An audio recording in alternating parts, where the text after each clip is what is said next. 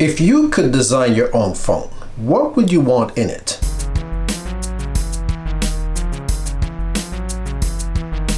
If you could go to a website and custom made your own phone, what would you want it? What kind of specs are you looking for? And the reason why I'm asking this question, phone manufacturers are putting all this technology into the phone and driving up the price, and half of us don't even use that stuff that they're putting into the phone. They put all this high resolution and high frame rate into phones, but really and truly, a lot of us don't even use that. Even though we want the latest and greatest phone, but all this newer technology that most people are not using is driving up the price. And most people buy the most expensive phone because they hear all the spec talk, but they don't even take advantage of it. I know most people would like a phone with a good battery life and take good pictures and don't drop calls. But really and truly, if you were able to design a phone, what would be those key things? Would the screen be more important?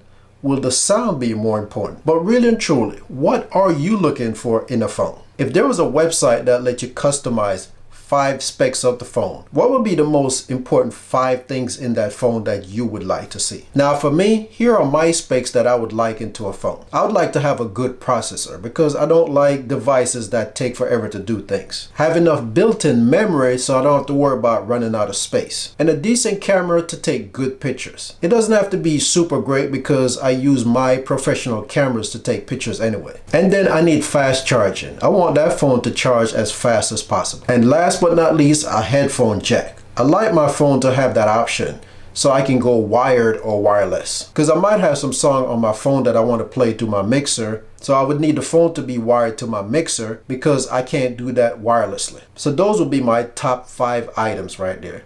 And if you had a price tier based on those items, then that's what I would be willing to pay for. All the other stuff that I'm not going to use, you can just keep it to, somebody else who wants to use it. So that's my curious question to you.